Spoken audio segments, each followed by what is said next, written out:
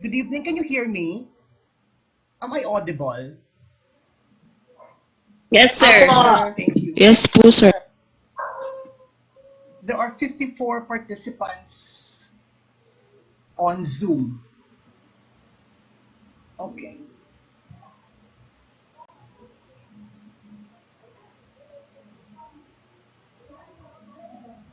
May I see the virtual hands of those who have already attended my review before? If you have attended my review before, kindly raise your virtual hand. Yeah, thank you. Just one. Joshua. The rest are first timers. Okay. Once in a while, allow me to stop because I'm doing this alone. A lot of people want to enter, so I have to stop and accept them. Unless someone volunteers to host so that I can concentrate on the discussion.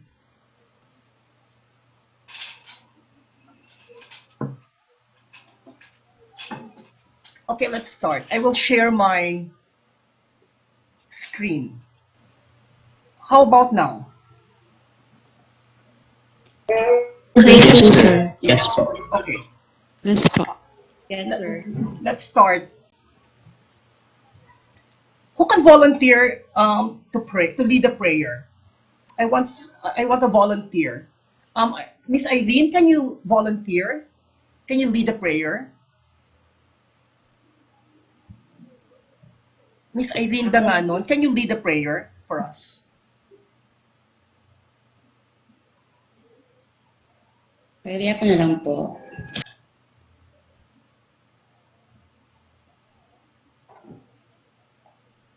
Who can lead a prayer? Pwede po ako, sir. Sige po. Sige po. Thank you. Okay. Let us bow our head and put our presence to the Lord. In the name of the Father, of the Son, and the Holy Spirit. Amen. Father, we pray through the Holy Spirit that you grant us the gifts required to study efficiently. We seek your wisdom, patience, and persistence. Give us the grace to absorb what is necessary and pay less attention to content that will not be tested. Show us where we should give weight and grant us the wisdom to study effectively and without strife. All this we pray in Jesus' name. Amen. In the Father, the Son, and the Holy Spirit. Amen. Okay. Thank you po.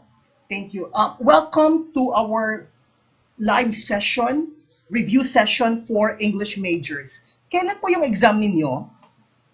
When when is the scheduled June 26 po. September June September 26, 26 sir. po. 26. Okay. Yes po. September 26. Yes. June 26 po. June 26. Okay. Sorry, I have to stop once in a while because I have to admit people. Okay. So welcome to Gurong Pinoy review session for English majors. I am Professor Paul Hiranio. I am a faculty member of the University of San Agustin. Um, I finished my bachelor's degree in secondary education, major in English. I finished in West Visayas State University in Iloilo City. Then I took up my master's degree in education, major in English as a second language at the University of the Philippines sa UP po.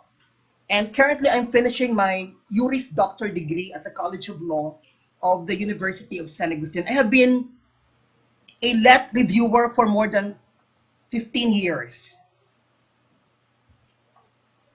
Hello. Um, Telma, can you hear me? Can you hear me po?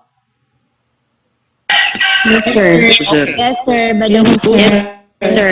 Okay, sige. Admit po. Okay, let's start. Kindly get your Um, just I think Mr. Ram, the owner of the review center, gave you the material yesterday and asked you to answer. Then you just check as we go along. Okay.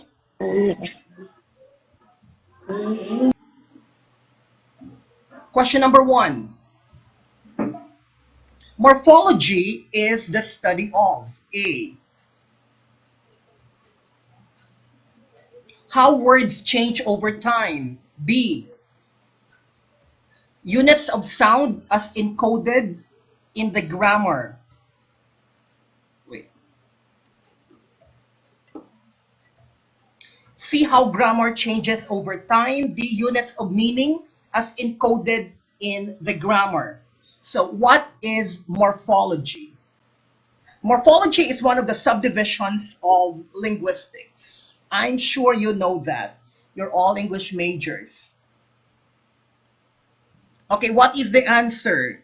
I want to see your answer in the chat box. Letter D, units of meaning as encoded in the grammar. Morphology.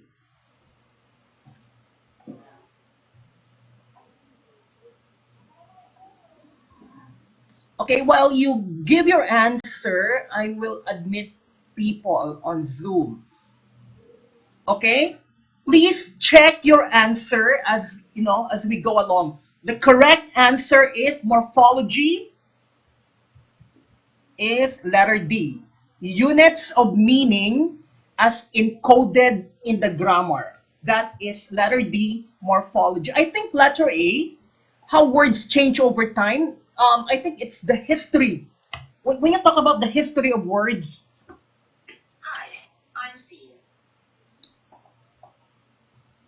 the correct answer is letter D. Yes, units of meaning as encoded in the grammar. Letter B, units of sound. It's not morphology. What is the correct term for letter B? Units of sound. Phonology, exactly. Phoneme. Okay, that is correct. Units of sound is phonology. So the correct answer is letter D, morphology. How about letter A, the history of words? It's okay, Julian. It's okay if you are late. Uh, Letter A, the study of the origin of words. What do you call that? The study of the origin of words. Can you write your answer? Letter A, how words change over time, or the study of the history of words. Etymology, correct. The history of words, etymology. The unit of sound is phonology. The units of meaning is phonology. Okay. Now let's go to question number two. Please understand if I stop once in a while because people are entering, so I have to accept them on Zoom. Okay, now let's go to question number two. Yes, this is recorded. Yes, this is recorded. I have already recorded a lot of discussion videos. I think they will post the videos in your group chat. I don't know, in your, yes.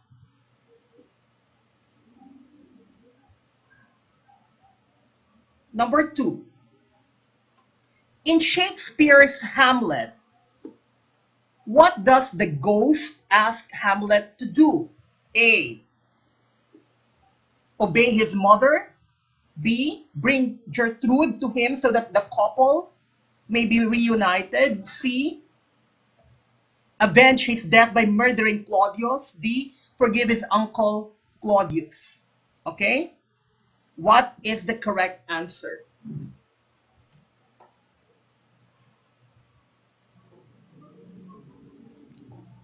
In Shakespeare's Hamlet, what does the ghost ask Hamlet to do? A. Obey his mother.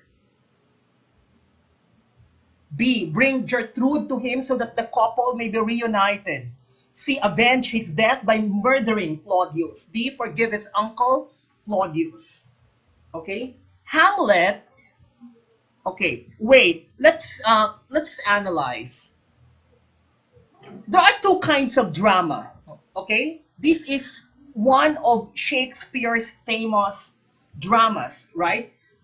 There are two kinds of drama. We have the comedy and we have the tragedy. Hamlet is what? Is it a comedy or is it a tragedy?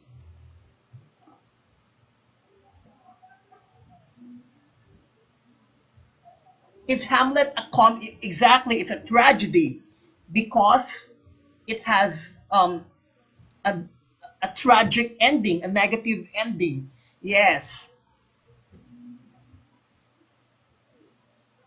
it's a tragedy, correct. So, what does the ghost ask Hamlet to do? The correct answer is letter C, avenge his death by murdering Claudius. That is the correct answer. Okay, sino po ang ghost sa Hamlet? Can you type your answer? Who is the ghost here? Nagpakita yung ghost kay Hamlet. Okay? Sino yung ghost?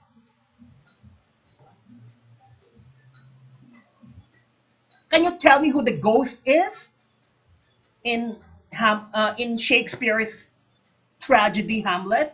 Sino po yung ghost? Yeah, Hamlet's father, correct.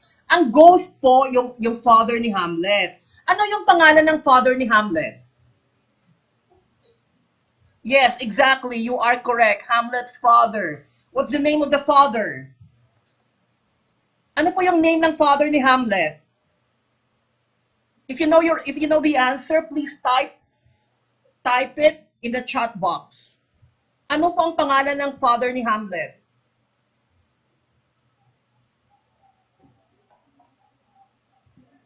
Exactly, King Hamlet. Hamlet din po yung pangalan.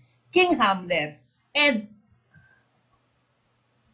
ang title character na Hamlet is Prince, right?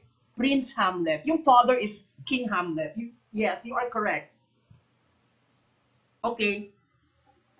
Hamlet's father here was killed by Claudius. Okay? Claudius here was the main antagonist, no? The bad character in the story. Ano po yung relasyon ng pumatay, no, ni Claudius sa kay King Hamlet? How were they related? King Hamlet and Claudius, the murderer.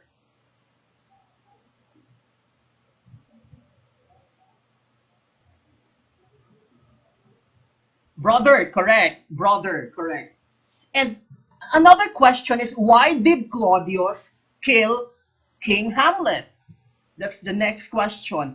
Bakit po pinatay ni Claudius ang kanyang brother na si King Hamlet? What's the reason?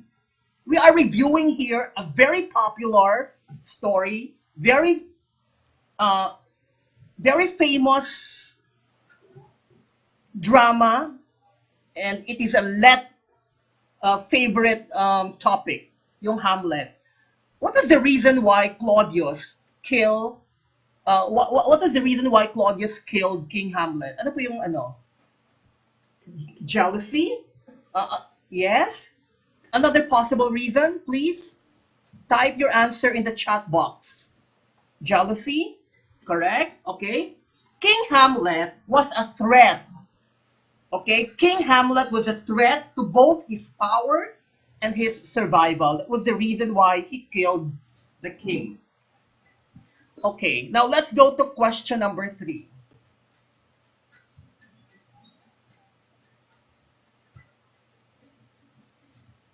Okay. Question number 3 is linguistics. It's SLA. Ano po yung SLA? By the way, ano po yung SLA sa among English majors?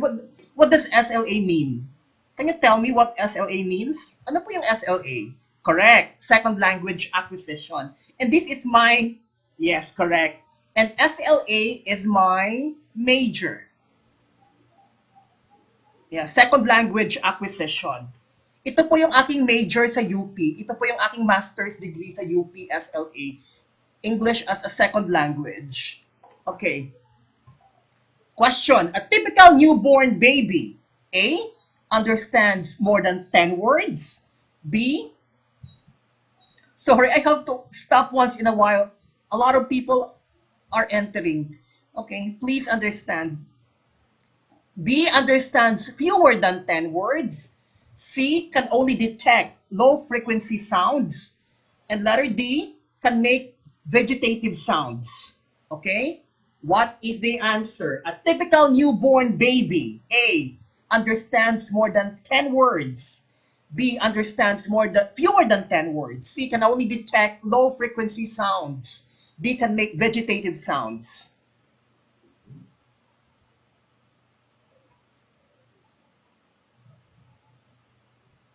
Sounds or basically sounds, because I have to distinguish.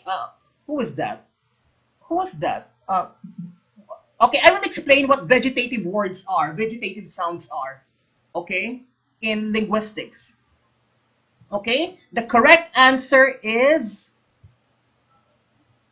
a newborn baby can make vegetative sounds. That's the correct answer. Letter D. Okay, ano po yung vegetative sounds? Here.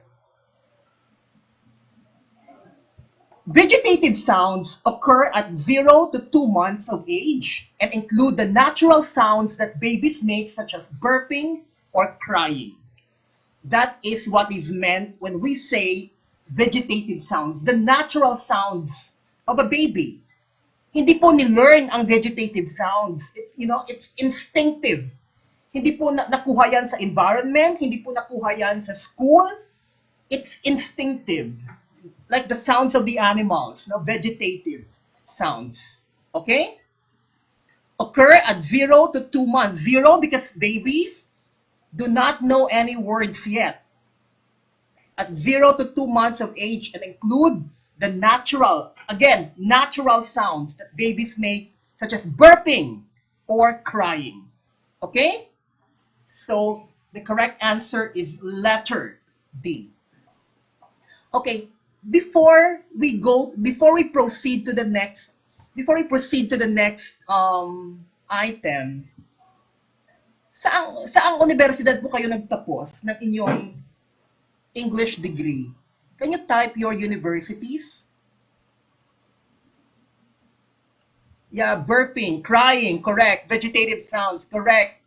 University of Rizal System, Tanay Rizal. Wow, Roosevelt. 1998, University of Cebu.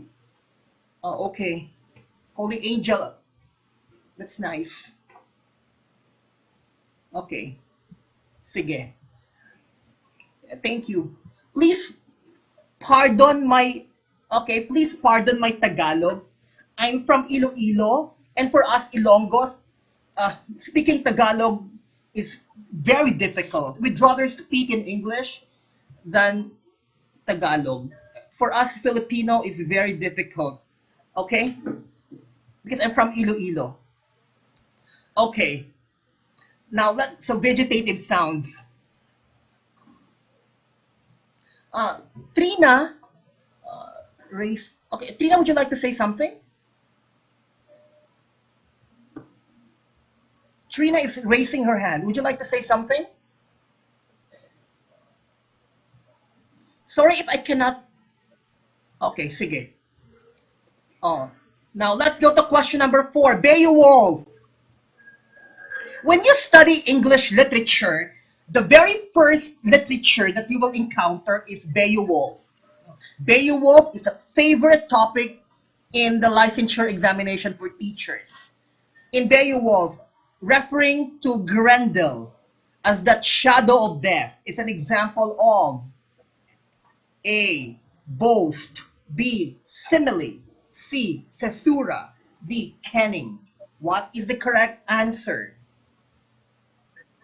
Okay? Kino-compare si Grendel sa shadow of death. Okay? This is a literary device very common in Old English literature. Hindi po ito common sa American literature, sa modern English literature, even sa Philippine literature in English. Okay, what is the correct answer? Oh, referring Beowulf as the shadow of death. Wait. I will, okay. Can you all mute your microphone? Okay, wait. I can. I will mute later. Okay, what is the correct answer? Okay, it's letter D, Kenning. Okay, letter D is Kenning. Okay,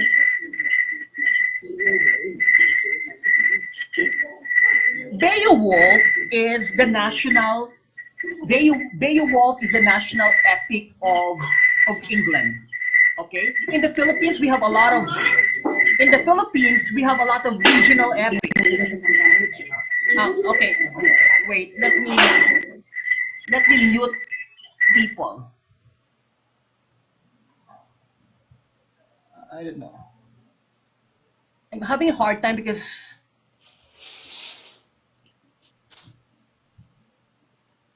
I'm doing things alone. Okay, I think okay na po.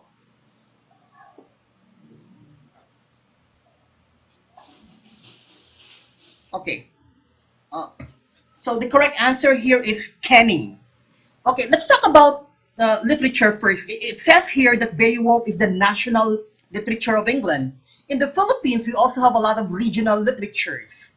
In Ilocos, ano po yung regional epics, brother? In Ilocos, ano po yung epic doon? What is the most popular epic in the Ilocos region? Can you type your answer in the chat box? What is the regional epic in the Ilocos region? Exactly, Biag ni Lamang. Okay. How about in Bicol? In Bicol, what is the regional correct Biag ni Lamang? What is the regional epic in Bicol?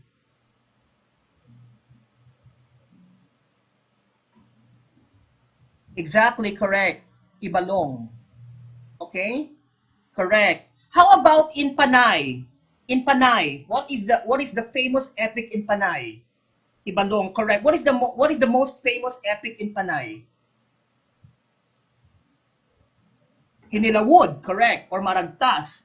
Okay, what is considered to be the oldest epic in the Philippines, which originated in Mindanao? The oldest epic in the Philippines originated in Mindanao. What do you call that epic?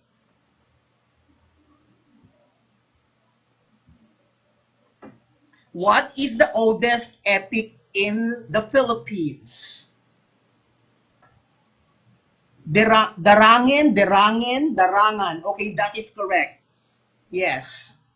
The epic of the people around Lake Lanao, right? Darangin or Derangin. Okay, Kenny. Okay, let's talk about Beowulf first. Okay? Beowulf, yeah, Darangan or Darangin, correct.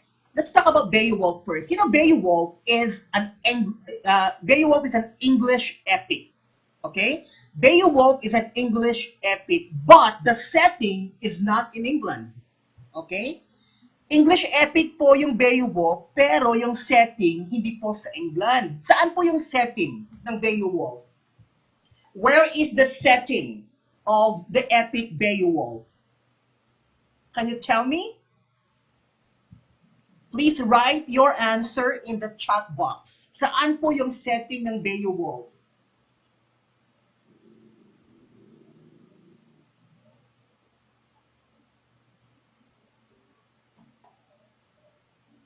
Denmark or Scandinavia. I think the perfect answer is Scandinavia. Scandinavian countries include Denmark, Sweden, Finland, Norway. Scandinavia, correct. Okay? Yes, Scandinavia. Now, what's the name of the monster who attacked the people of Hrothgar? for 12 years. Ano pong pangalan ng monster who attacked the people of Hrothgar? What's the name of the monster in the epic Beowulf? Grendel, correct. And Grendel here is referred to, yes, Grendel is correct. And Grendel here is referred to as the shadow of death, okay? It uses the literary device called kenning. And, okay, as I was telling you before, kenning is popular in the Old English literature. In modern literature, hindi po ginagamit ang kenning. Ano po yung equivalent ng kenning sa modern literature? What literary device, okay, is the equivalent of kenning in modern literature? Metaphor, correct. You compare two things without the use of as or like. Correct. Metaphor. Okay, now let's go to question number 5.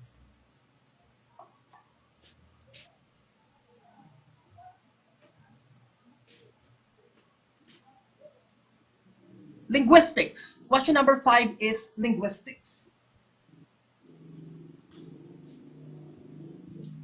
In the domain of child language acquisition, a nativist believes that A, the child's native language is the first one they hear while still in the womb. B, the child's knowledge of grammar is, for the most part, genetically determined. C, the child can recognize their native language from birth. And letter D, the child's knowledge of language is, for the most part, genetically determined. What is the correct answer? Nativist. Nativist. The nativist approach, the nativist theory of language acquisition.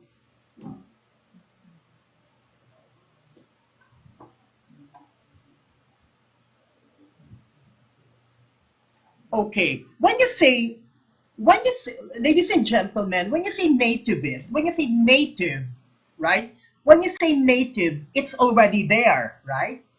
It's already there.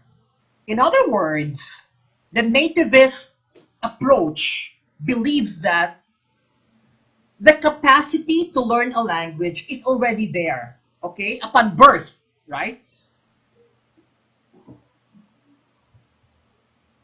Upon birth, we already have the capacity to learn a language. That is the nativist approach. So the correct answer is letter B. The child's knowledge of grammar is, for the most part, genetically determined. Genes, no? Genes is already there. It's native. No, genes are native, entrenched, embedded in every human being. So the correct answer is letter B. Now, my question is, who is the foremost um, person here as far as the nativist approach is concerned? Okay, correct. Noam Chomsky, the father of modern linguistics. Chomsky. Who else but Noam Chomsky? The nativist theory believes that children are born with an innate ability to learn a language. That's what Shakespeare. That's what Chomsky said. Okay. Now my question here is, who is the father of nativism? Yes, this will be uploaded. My question is, who is the father of nativism? Well, the foremost person as far as nativism is concerned is Chomsky. Now, who is the father? Also Noam Chomsky, correct. Chomsky is the father of nativism.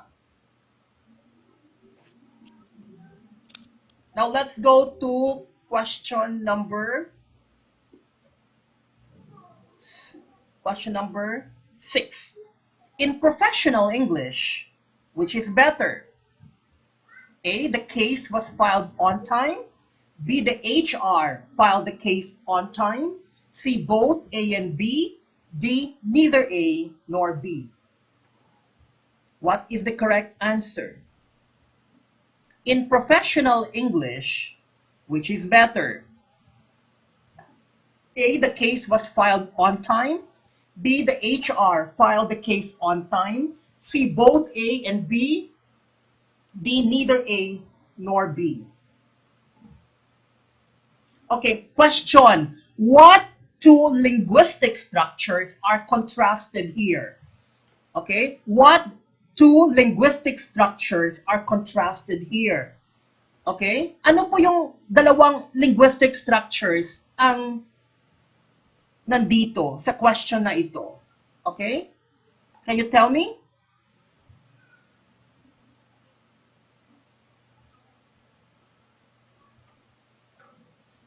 Can you answer first my question? Ano pong linguistic structures ang kino-compare dito?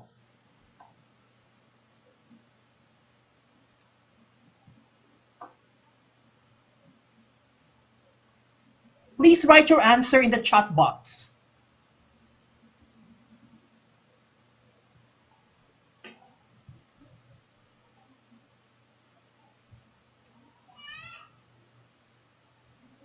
Ano po yung, when I say linguistic structure, ano pong grammar structure or anong syntactic structure ang nandito, ang kino-compare? Okay, there are two structures that are compared here. Can you give me these two structures? Is it the, can you give me a linguistic term? Is it a run-on sentence versus a dangling modifier?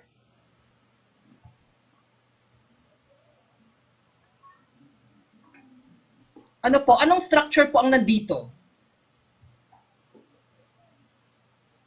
Someone is asking, correct, it's passive versus active voice. Correct.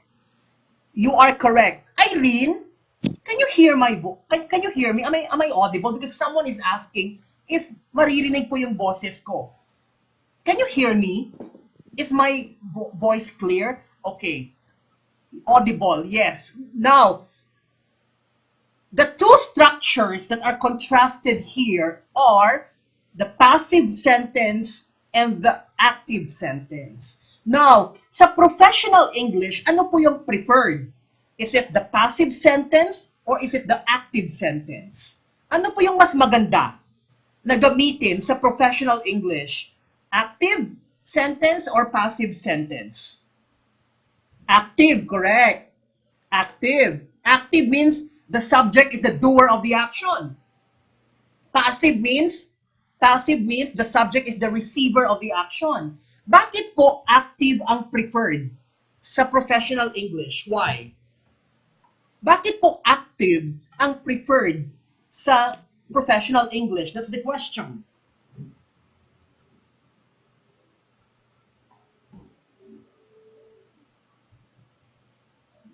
Can you type your answer in the chat box?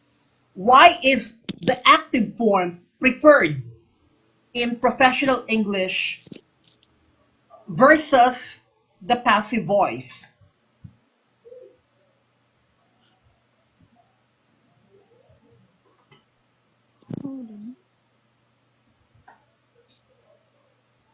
Answers, please. Sige, ako na yun. The answer is in the active voice, we know who is responsible for the action. Alam natin kung sino yung gumawa ng action. There is a sense of responsibility, yes. There is a sense of accountability. There is a sense of accountability. Alam natin kung sino ang responsible, kung sino yung accountable. That is the reason why in professional English, especially in business English, the active voice is better. So the correct For many children, once they have acquired about 50 words, the rate of word learning, A, accelerates dramatically, B, levels off, C, slows down slightly, D, levels off for 18 months, then accelerates dramatically. What is the correct answer? For many children, once they have acquired about 50 words, the rate of word learning blank.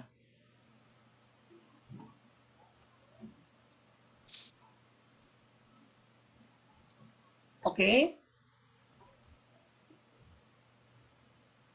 May 50 words na po na alam ang isang bata. So ano ang mangyayari sa kanyang rate of word learning? Okay? Slows down, accelerates, levels off. Ano po? 50 words na po yung alam ng bata. Ano ang mangyayari sa kanyang rate or speed of word learning? Bibilis? Babagal? Levels off? Ano po?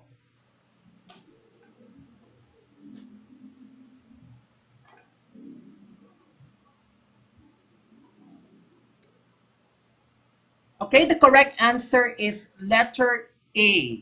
Accelerates dramatically. Okay? Bibilis po ang rate. Yes, it gets faster and faster. Why? Anika, why it gets faster and faster? Bakit po bibilis ang rate ng word learning?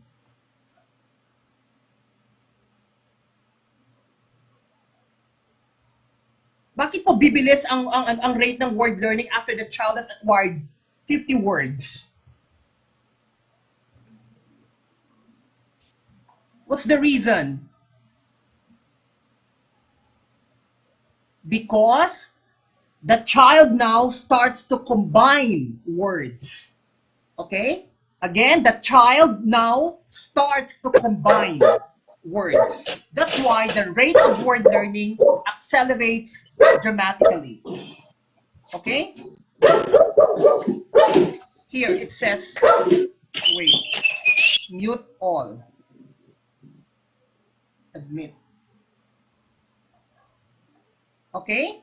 It says here, when a child's expressive vocabulary consists of 50 words, he or she can begin to combine words into 2 and 3 word phrases.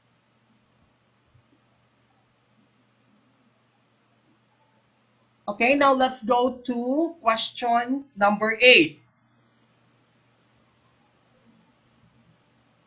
Below is a haiku by Matsuo Basho entitled The Old Pond.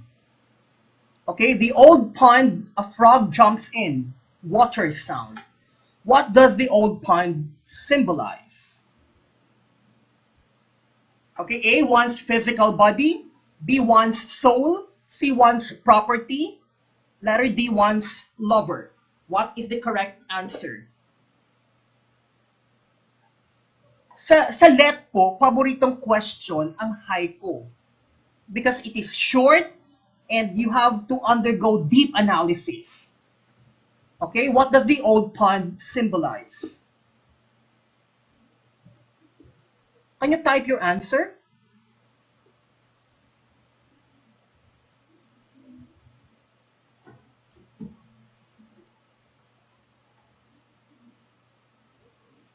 Okay, letter B, one's soul. Letter C, according to Grace, it's letter C, one's property. Cherry says one's soul. Chenny says one's soul. Okay, the correct answer is letter B, one's soul. Okay, the correct answer is letter B, one's soul. Why? The pond here is an old body of water. Okay? It is abandoned, right? It also refers to the subconscious mind. Okay? Again, the pond here is old. The pond here is abandoned. So the pond here is something like a like a sage, like a wise person who is old and who stays away from the crowd and analyzes things and goes into deeper introspection. Ganyan po. One's soul. Or another possible answer is one's subconscious. Okay? The correct answer is letter B. Now let's go to question number 9. By the age of 6 years, the average child has a vocabulary of how many words? A, 100 to 400. B, 1,000 to 4,000. C, 100 to 140. D, 10,000 to 14,000. Number 6,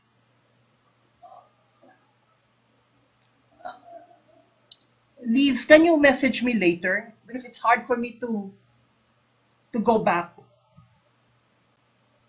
6 years old.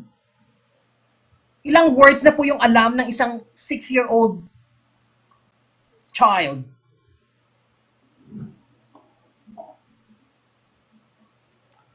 Michelle said, letter D, 10,000 to 14,000. Julian said, 100 to 140. Julian, parang pag 100, sobrang,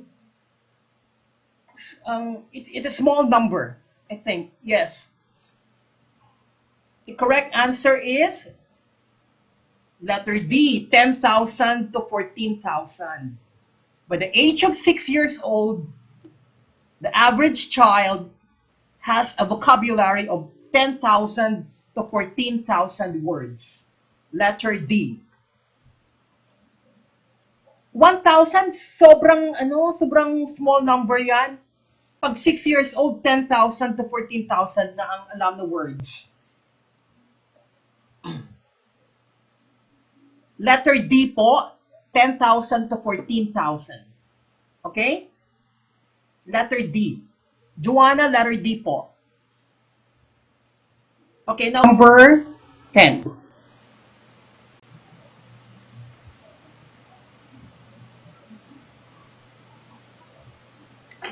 In child language research, Noam Chomsky is famous for arguing that A, certain aspects of grammatical knowledge are genetically determined. B, grammar is innate. C, certain aspects of grammatical knowledge are socially determined. And letter D, grammar is acquired. Sorry.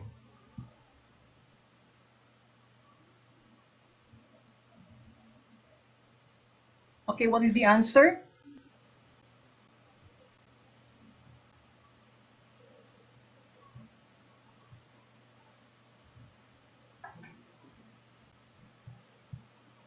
Kunaifa said, Jaken said letter A, certain aspects of grammatical knowledge are genetically determined. Romeo said letter A.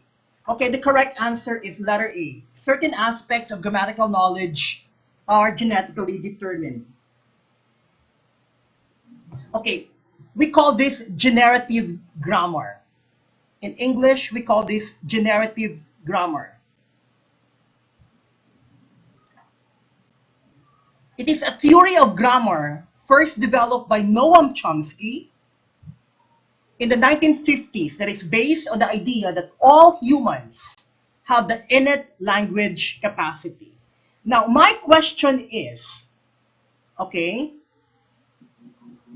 can you hear me? Can you still hear me? I'm sorry, can you still hear me? Okay, yes, okay. Now, sabi ni Chomsky, we all have the capacity to learn a language. Now, okay, in second language acquisition, okay, there is that black box, okay, in the brain of a person that allows you to learn a language easily. Okay, ano po yung tawag sa black box sa brain ng tao that allows you to learn a language easily, effortlessly? Ano po yung tawag? And this is one of the major theories of Chomsky. Okay? Parang may black box dyan sa utak ng tao. that allows you to learn a language without any effort. Ano pong tawag sa black box na yon? Okay, can you type your answer?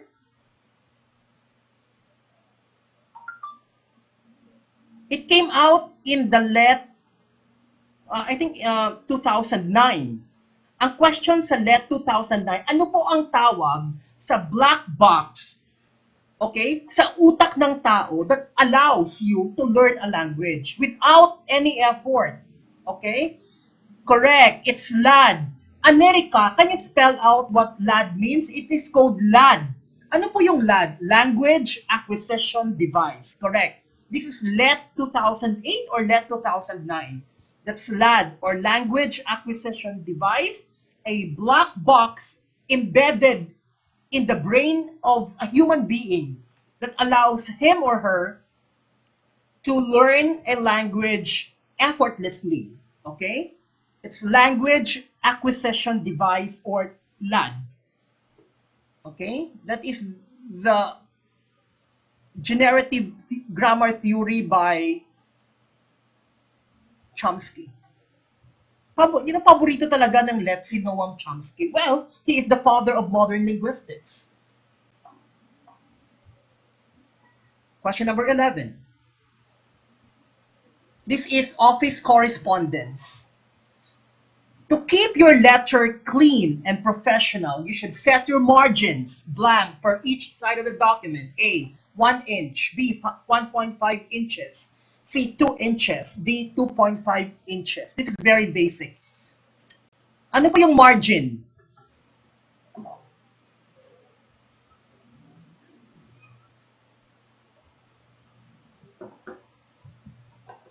Okay, the correct answer is 1 inch. All sides of the document, 1 inch in professional English. The margin is 1 inch per side of the document. Now let's go to question number 12. You know, what makes let English difficult? It's because sobrang daming topics included. Napakaraming topic included. That's why wala pong top-notcher sa secondary ed na galing sa English major. 'Di ba? Yes, wala pong let top-notcher from the English major. Usually, yes. Sa literature pa lang po patay na kayo. I took the let 20 years ago. Yeah, so broad. Yes. You know, yung always the top notcher sa let, math major po. If it's not math major, physical science major. Okay, question number 12.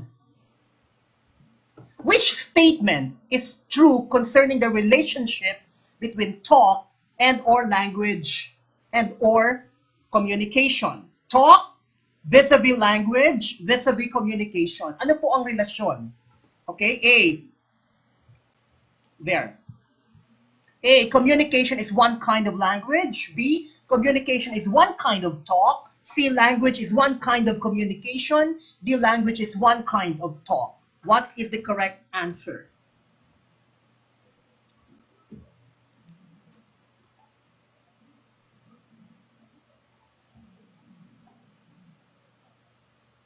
Mary Joy said letter C, language is one kind of communication. Jom said letter C, language is one kind of communication. Lisa said letter C. Yes, the correct answer is letter C. Language is one kind of communication. In fact, language is a form of communication. It is a communication tool. Now, my question is, which is bigger in scope? Is it language or communication? Which is higher in terms of hierarchy? Is it language or is it communication?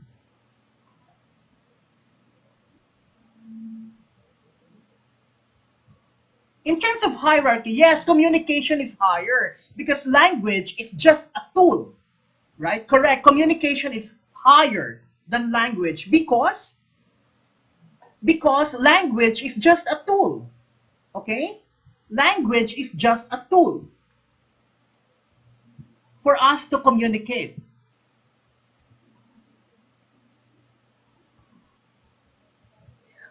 Grace, communication is the exchange of ideas, and language is just a tool that we use to communicate. Now, let's go to question number 12, 13. In Homer's Iliad, which god guided Paris's arrow to strike Achilles' only vulnerable point, his heel, and eventually kill him? Okay? Apollo, Zeus, Hera, Athena. Okay? Di po ba si Paris ang pumatay kay Achilles? Okay? Pero, can you still hear me? Pero, hindi magagawa yun. Hindi magagawa yun ni Paris without the help of a God. No? Nilid ng God ang arrow para tumama sa heel ni Achilles, because we all know that Achilles is invincible. Hindi po pwedeng mamatay si Achilles sa upper part ng kanyang body. Okay? Except sa kanyang heel. Oh, correct. It's the god Apollo. It's the god Apollo.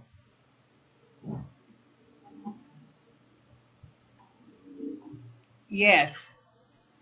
Bakit po? Okay, let's review some points regarding Greek mythology. Bakit po si Achilles hindi is invincible sa upper part ng kanyang body? Ano pong nangyari? Ano po ang nangyari? Bakit hindi pwedeng tamaan at mamatay si Achilles sa kanyang ulo, sa kanyang breast, sa kanyang binti? Sa hilang po siya pwedeng tamaan at mamatay. Ano po nangyari?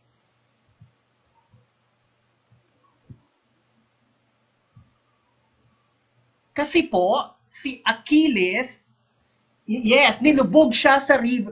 Hindi river Styx. Regine, it's river Styx. S-T-Y-X. Hindi, yeah, Styx. S-T-Y-X. The river of immortality. Nilubog po siya. Nilublob. Sorry. My Filipino is very bad. Nilublob sa river Styx. It's S-T-Y-X. The river of immortality. Yes. Pero, hindi po nabasa ng water ng river Styx ang kanyang heel because the mother was holding and was covering the heel, right?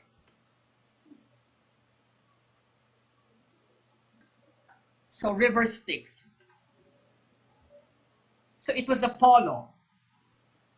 Yes, hawak ng mother niya ang heel at so hindi nabasa. So pwede siyang tamaan at mamatay sa kanyang heel.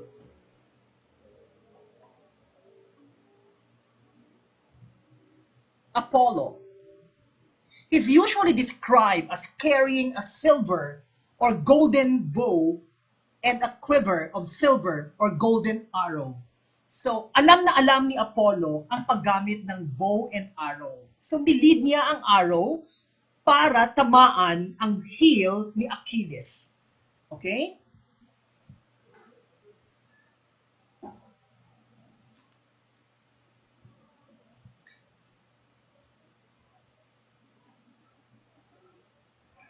When in battle, Apollo was deadly with bow and arrow.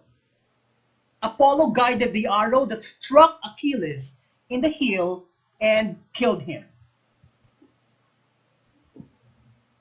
Now let's go to question number 14. The term linguistic creativity refers to the ability to produce and understand an infinite number of A. New thoughts and ideas. B. New poems and novels. C. sentences and the ability to create new words. And letter D, sentences, but not the ability to create new words. Okay, what is linguistic creativity? It came out let 2004. The concept of linguistic creativity. This is let 2004.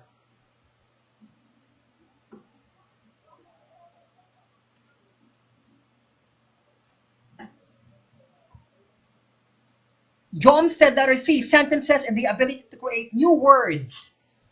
Okay? Julian said letter C, also sentences and the ability to create new words. Romeo, also letter C, sentences and the ability to create new words. The correct answer is letter C, sentences and the ability to create new words. Okay? Infinite number of sentences. So every year, a lot of words are added, in the English lexicon. Every year, ang daming words ang added sa English vocabulary. And another aspect of linguistic creativity is ang mga old word gains new meaning. Okay? For example, the word ghosting. During my time, my time because I graduated, I finished my English degree almost 30 years ago. No, I finished my English degree almost 20 years ago. I I I finished. I graduated in 2002, 2003. 20 years ago, ang ghosting had a different meaning. Di ba? Di po ba ang ghosting is, ghost is spirito, spirit. Now, ang ghosting has a new meaning. Right? Hindi ka pinansin ng boyfriend mo, hindi ka pinansin ng girlfriend mo, that's ghosting. So, old words gain new meaning. That is also linguistic creativity.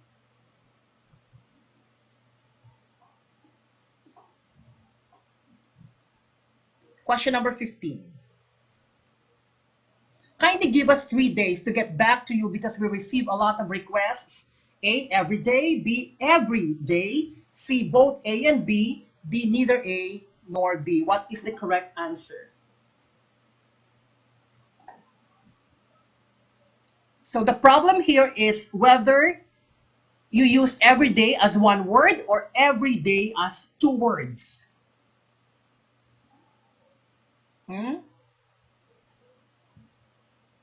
Letter A. Are you sure?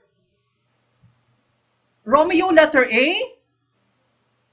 Cristel, letter B. Every day. The correct answer is letter B. Every day. One word. This is let 2012. This is let 20. Bawat araw, kada araw is every space day. This is let 2012. Every day, letter B. Okay? Ang everyday na one word is an adjective. Being an adjective, it should be placed before a noun. Okay? Before a noun. Dito walang noun. So it's adverb of I think frequency or time. Okay? Pag everyday na one word, it means an adjective. It functions as an adjective. Therefore, it should be placed before a noun. Ang letter B is an adverb phrase. Okay? Wala pong noun dito. So, it should function as an adverb phrase. Therefore, it should be two words. Okay? Here. Every day versus every day. Oh, eto. What is the correct answer? Mom visits her sick mother. Every day, one word or every day, two words? Correct. Every day. Bawat araw. Adverb. Adverb phrase, correct. How about this one? Ian passes her tasks on time. A? Okay, every day, one word or every day, two words. Number two, Ian passes her tasks on time. Bawat araw. This is adverb phrase. Every day, correct. Two words. Ian passes her tasks on time every day. Two words. How about this one?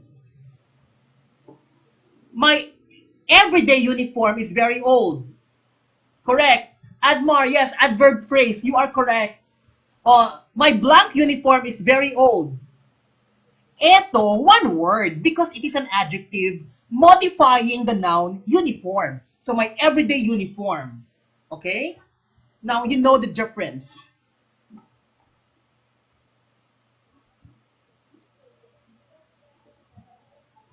Question number 16. Linguistics. Most of the questions here are linguistic questions because linguistic questions are killers in left. Next, if chimpanzees could be taught language, then we could conclude that language A is unique to humans only because it has been passed on from one generation to another. CB, letter B, that language cannot be genetically determined in humans. C, that language is much easier to learn than one's thought that letter D, that cannot be genetically determined in in chimpanzees. What is the correct answer?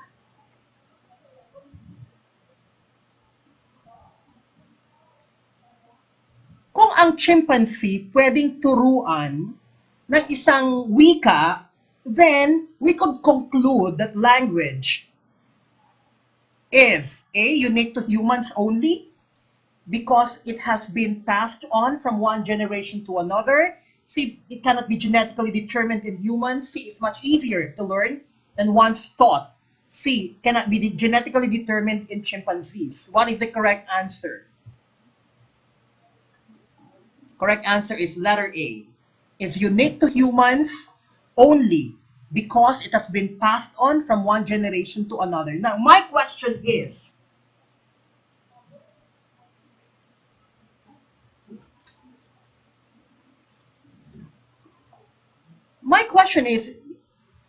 yung tinuruan dito ay chimpanzees. But bakit ang answer is letter A? Is unique to humans only. Chimpanzee naman po yung tinuruan, hindi naman po yung tao. Okay, how can you justify that?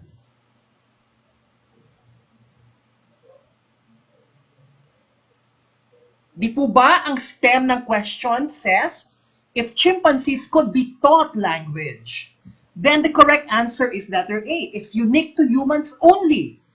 Oh, how can you justify these seemingly opposing thoughts? Chimpanzee, tapos unique to humans only? Can you explain?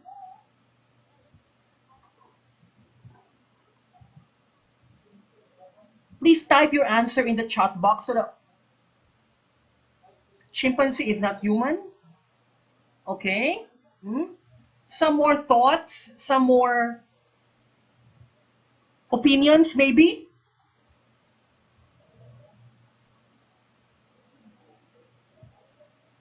Okay? Wala na? Okay. Here.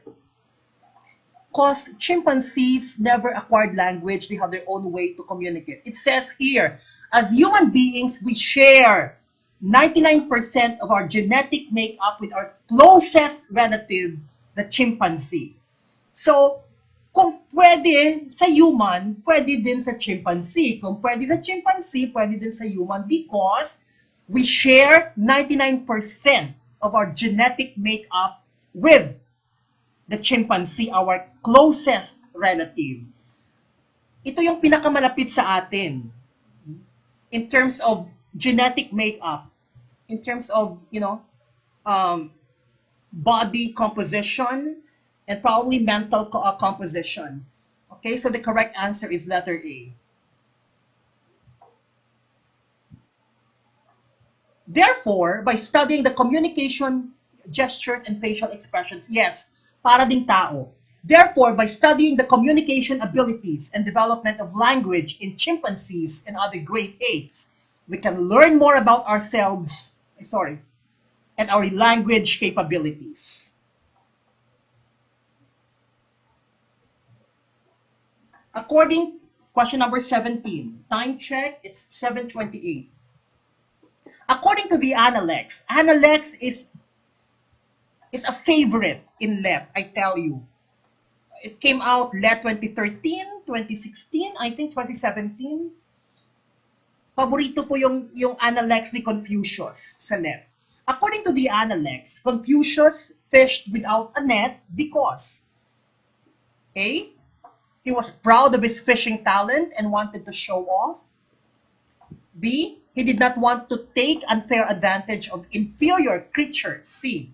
He did not want to bring dishonor to his family. And letter D, he wanted to give himself something to work for. Okay. Bakit po ayaw ni Confucius gumamit ng net? Okay? Pag siya ay mangisda.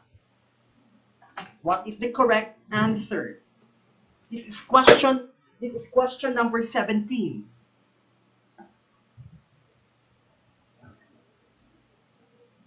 John Ray said, letter B, he did not want to take unfair advantage of inferior creatures. John said also letter B. Lisa, letter B. Yes, that is the correct answer. He did not want to take unfair advantage of inferior creatures. If you have time, please read and study the Analects of Confucius. Madami pong questions sa LET ang lumabas. Okay? From the Analects of Confucius. Okay? Here. When Confucius was fishing, he only used one rod and one hook instead of multiple hooks and fishing nets. Confucius fished with one pole and he would get little. If he used a fishing net, he would definitely get a lot. But Confucius did not do that. He was doing the unspoken teaching to teach the world not to be excessively greedy and to exercise restraint in taking natural things. Okay? Through this, Confucius wants to teach us not to be greedy and to exercise restraint in taking natural things. Now let's go to question number 18. Research on second language acquisition seeks evidence for a critical period by comparing A. Early starters in second language learning with late starters, B. Early starting monolingual learners with early starting bilingual learners, C. Early starters in monolingual language learning with late starters, and letter D. Late starting monolingual learners with early starting bilingual learners. Okay? Are you still okay? Are you still, time check is 7:32.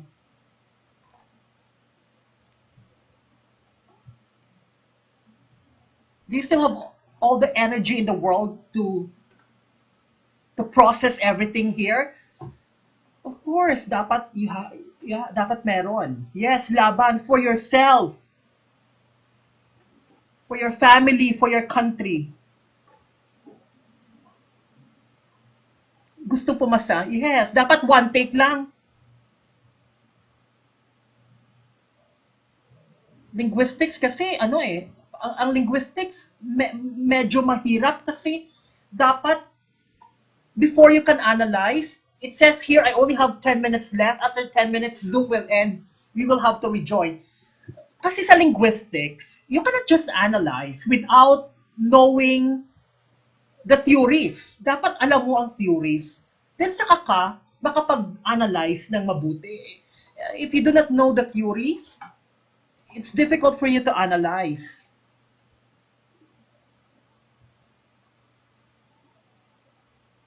It's okay. Okay, research on second language acquisition seeks evidence for a critical period by comparing. Okay, now, okay, first, ano po yung critical period?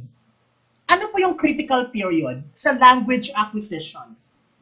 Can you tell me what that means? Ano po yung critical period?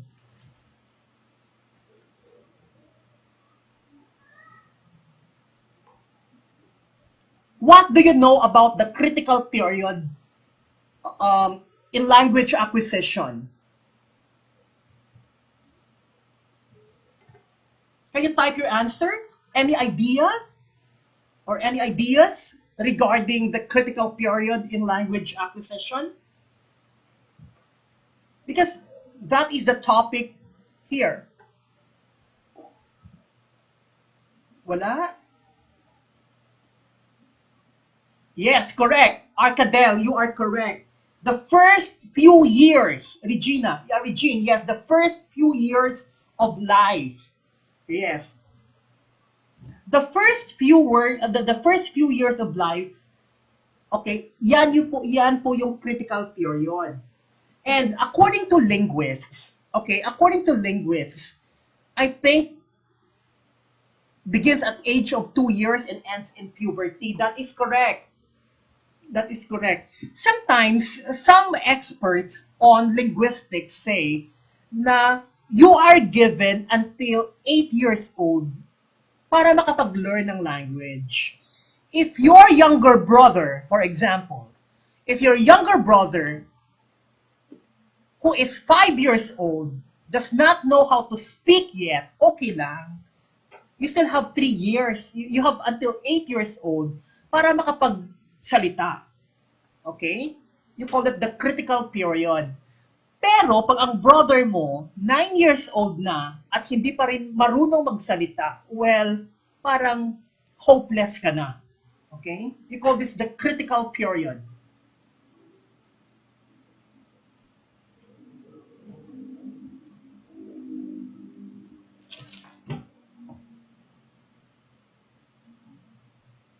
Okay, so the correct answer is letter A. Yes, that is the correct answer. Early starters in second language learning with late starters. Okay, what does this mean?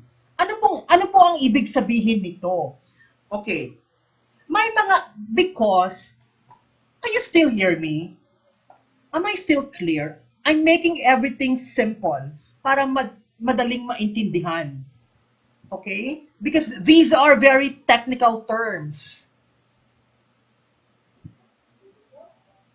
These are very technical terms and lahat nito or most if not lahat nito ay hindi tinuturo sa bachelor's degree.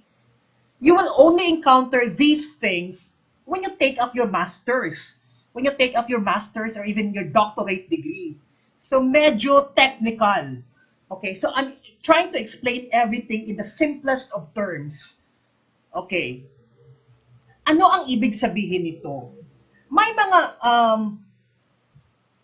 may mga ebidensya na nagsasabi na mas successful sa language acquisition ang late na nag-start, nag-acquire o nag-learn ng isang language.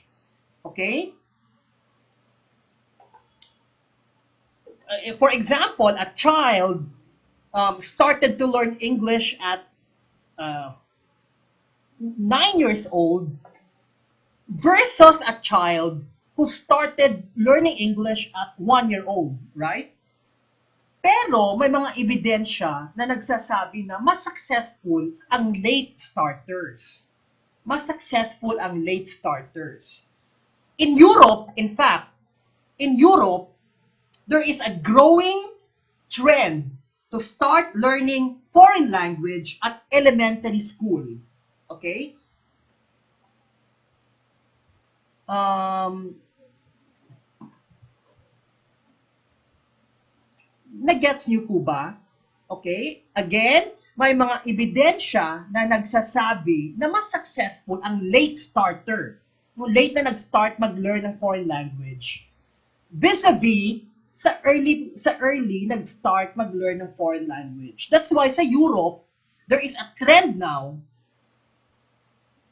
to start learning FL or foreign language sa elementary na. Hindi sa kinder, hindi sa preschool, hindi at 1 year old or 2 years old. Okay? Critical period. Question number 19. Father President said, A, we will not accept new students. B, we will not accept new students. Um, Please take note of the punctuations. Letter C, both A and B. D, neither A nor B.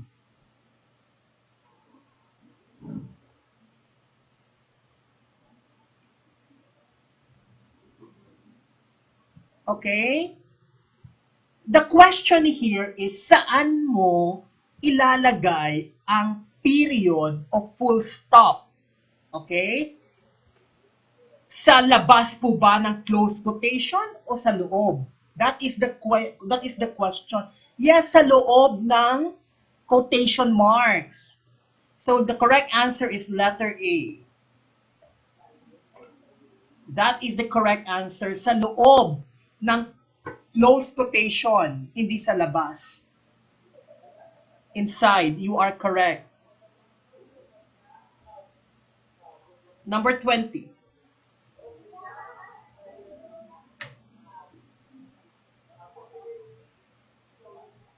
The most useful term for describing the linguistic input to the language learning child is A. Motherese. B. Infant-directed speech.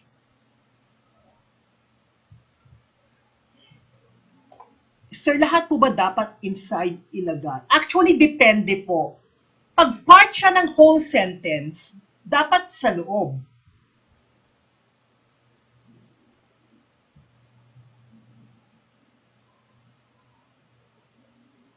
Pero, may mga quotation marks na part ng bigger or longer sentence.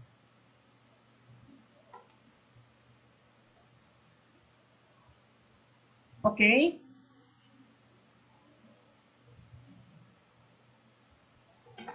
How about if can you give a sample sentence so that we can analyze? Please uh, give a sample sentence so that we can analyze. Okay?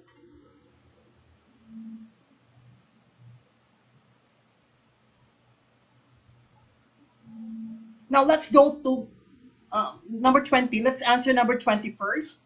The most useful term for describing the linguistic input to the language learning child is A. Motherese, B. Infant directed speech, C. Child directed speech, or CDS. Letter D. Caregiver speech. Okay? What is the correct answer?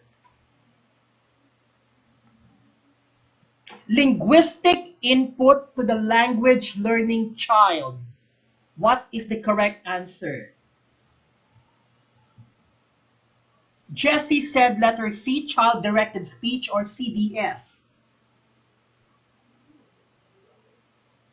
Okay. Yes, that is the letter C. Yes, Kenzel. Okay, that is the correct answer. Letter C, child-directed speech. What is CDS? What is CDS? What is child-directed speech? Di po ba the way you talk to a child is different from the way you talk to an old person, right? Hindi po same ang approach nyo sa bata at ang approach nyo sa matatanda. You call that child-directed speech. Wait.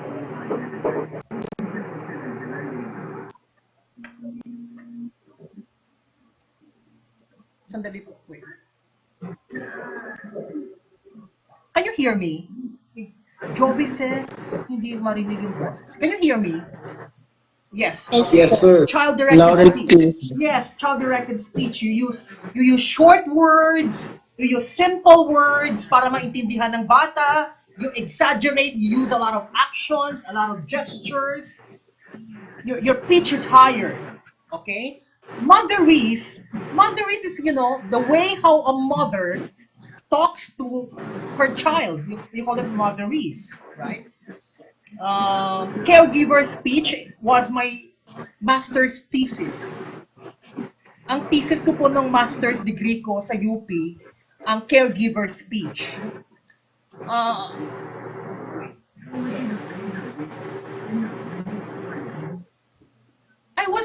I was wondering, di ba, when you make a thesis or when you engage in research, ang problem mo dapat is no, that thing that bothers you and wala pang sagot, right? So you make that as your research problem. Mute all. Wait. Sige, mute all. Okay, there. And accept, admit. Okay. So, I was wondering bakit ang mga taga-assumption, because I taught in Assumption College for 10 years.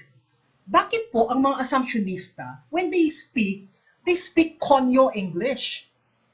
Konyo English is, the kind of English that Chris Aquino uses. That's Konyo English because Chris Aquino graduated from Colegio San Agustin in Makati, no, for her high school. Hindi marinig. Can you hear me or not?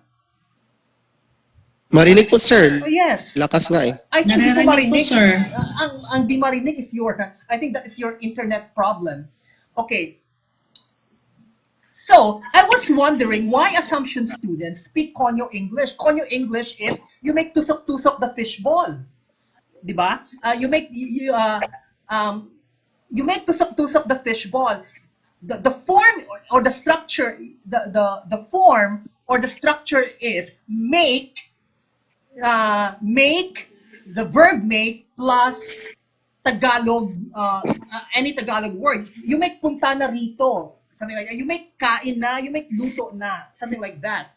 Yes. I was wondering how this Konyo English is acquired. The classic example of someone who speaks Konyo English is Chris Aquino. Chris Aquino, I was telling you, graduated from Colegio San Agustin in Makati. And San Agustin and Assumption are schools for the rich and famous, right? And it took me 3 years to finish my thesis in UP. And I found out that Konyo English is the result of the very good English of the parents because, these are very rich kids. Therefore, their parents are well educated. Their parents are their parents have a good language facility, very well educated. This is the product of the very good English of the parents and the very bad English of the yaya, or what we call caregiver speech. Letter D here, in one of the options, letter D is caregiver speech, the English of the yaya. Nag-mix na po yung very good English ng parents at ng very bad English ng yaya. And that results to Konyo English. Okay, that is the result of my thesis. So, you tell your yaya later na pag hindi ka marunong mag-Ingles, huwag ka na lang mag-Ingles sa bata. Just use your language, just use Filipino or your first or your native language. Huwag nang Inglesin ng bata because it has effects on the child, especially during the critical period. Okay? You call that in English caregiver speech. The English of the yaya na ginagamit sa mga bata. Ang motherese naman, ang language na ginagamit ng nanay sa bata. Sometimes, ang English ng nanay, ang language ng nanay na ginagamit sa bata, hindi kompleto, shortened words, so on and so forth. Okay? The correct answer here is child-directed speech. Question number 21. We have to make this fast. We only have until 8 o'clock, but we can extend even until 9. It's okay. No problem. The term genre, okay? It's genre. The Thai people pronounce this genre. The term genre refers to A, the broad range of meanings that any given word possesses. B, the meaning of a word in a specific context apart from reference to other meanings of the word in other contexts. C, the ability of a living organism to reproduce according to its kind. And letter D, the set of characters or qualities of any work of art or literature or craftsmanship that distinguish that work from other works that do not possess the specific set of qualities. Genre. Okay, what is the answer? This is question number 21. Okay, in the simplest of terms, genre refers to the category of literature, whether it is prose or whether it is poetry. These are the two main genres of literature, prose and poetry, right? Fiction versus non-fiction. These are literary genres, right? The correct answer is letter D, the set of characteristics or qualities of any work of art or literature that distinguish one from the other. That is genre. Correct. Letter, yes, Jesse, you are correct. Letter D. Question number 22. Studies of imitation have shown that A, both parents and children imitate one another, but parental imitations are more accurate. B, children frequently imitate grammatical rules incorrectly and therefore require correction. C, children use imitation to improve the accuracy and reproducing grammatical rules. Or letter D, wait, both parents and children imitate each other frequently. What is the answer? Imitation is the fundamental way children learn a language, right? Sinusunod po natin kung paano magsalita ang, somebody who is older or somebody who knows language better than we do, right? Imitation is sinusunod natin how someone speaks, the words of one particular person. That's imitation, and that's the fundamental way, how we learn language. Imitation. What is the correct answer? Letter D. Both parents and children imitate each other frequently. Okay? Letter D.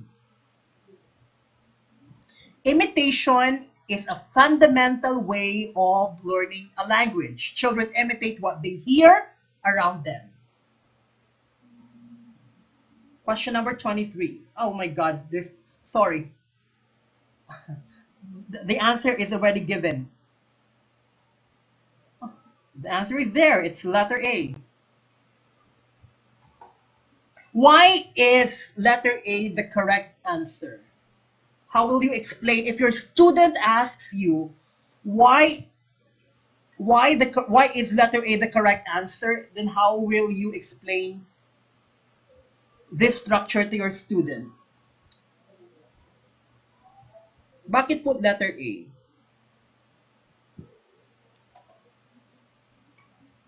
Yes. Sue always looks happy. Why is letter A the correct answer? Why not Sue looks happy always?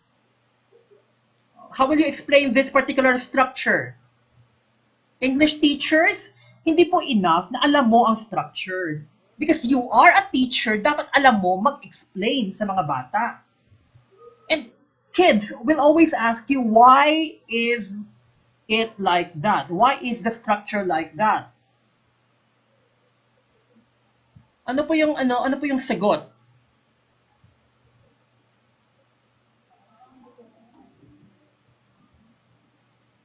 Because the adverb should be placed before the verb it modifies. Always here is an adverb. Yes, adverb should be placed before the verb it modifies. Dapat before. So your adverb here is always followed by your verb looks. Okay? Adverb plus verb, not verb plus adverb. Dapat sa unahan.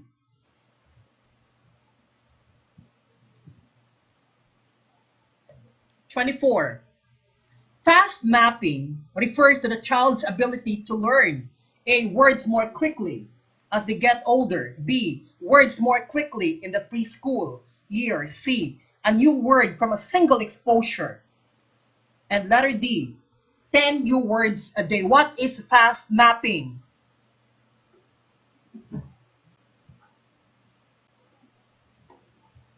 Arcadel said letter C, a new word from a single exposure. Grace said letter B, words more quickly in the preschool years. Margie said letter B. Team AMS said letter A, words more quickly as they get older. Okay, fast mapping is a rapid process. Madalian, mabilisan, right? Is a rapid process na kung saan ang bata, ma-learn niya ang isang word kahit once niya lang ito makita. That is called fast mapping. Even if there is only one set of exposure ng isang word sa bata, madali niya itong ma-absorb, right? Madali itong maging part ng kanyang vocabulary. That is called fast mapping. Correct answer is letter D. Letter C, a new word from a single exposure. Once mo lang pinakita sa bata, alam niya agad ang word, no? Or once or twice mo lang pinakita sa bata, once or twice niya lang narinig, once or twice niya lang nabasa ang word, alam niya agad. Alam niya agad itong gamitin, naging part na ng kanyang vocabulary. This is called fast mapping. No? Child's ability to learn a new word from a single exposure. 26. What is the overarching literary style of the book of Revelation? This is biblical literature. Book of Revelation, narrative, apocalyptic, wisdom, epistolary. What is the overarching literary style of the book of Revelation? It's yes, the other name for the book of Revelation is the Apocalypse of Saint Paul. Correct. Cassandra, you are correct. Apocalypse of Saint Paul. Anirika, ano pong ibig sabihin ng apocalyptic?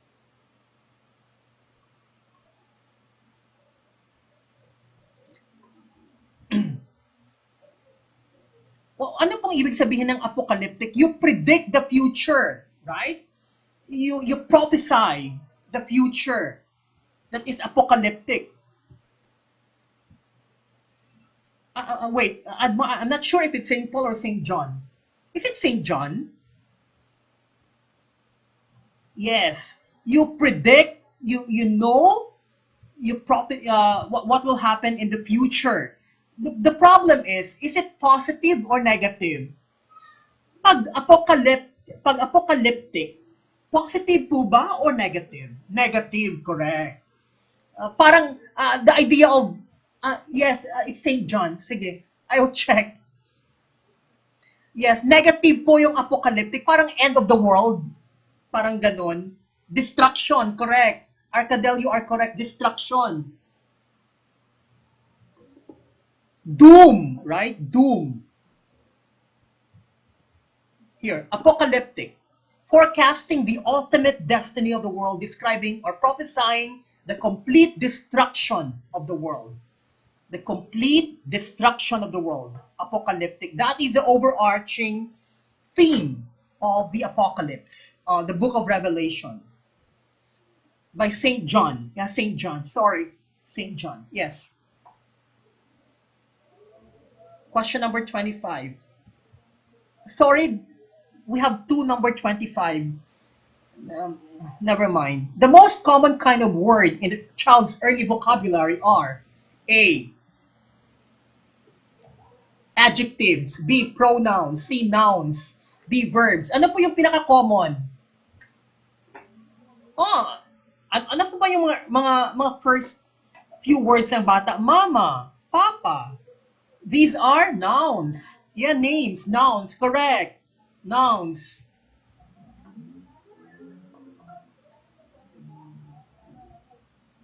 Correct, nouns.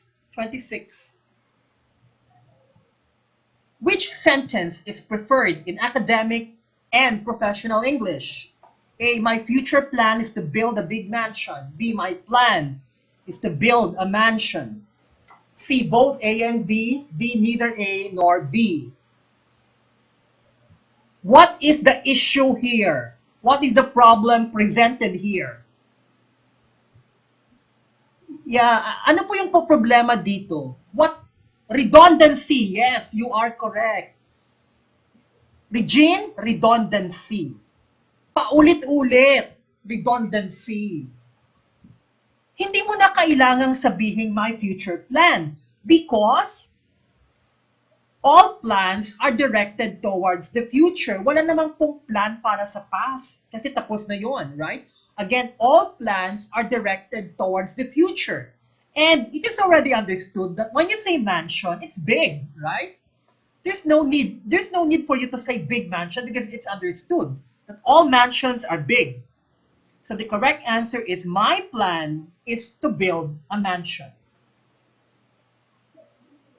Letter B. Question number 27. Number 27 is interesting. According to the blocking hypothesis, over-regularization errors like shooten and drawn occur because the child A, fails to retrieve the correct irregular form from memory. B, has not yet acquired the correct irregular forms. C, blocks the application of the regular inflection process. D, blocks the application of the irregular retrieval process.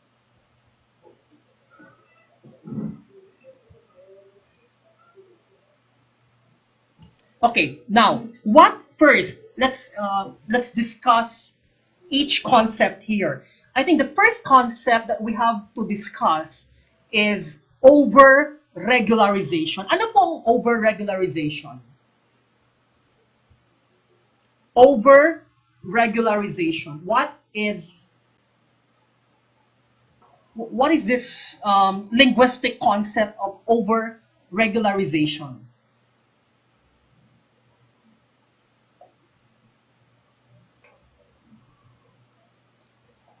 Pag di po ba may mga rules tayo sa language? Okay. Regine, di po ba may mga rules tayo sa language?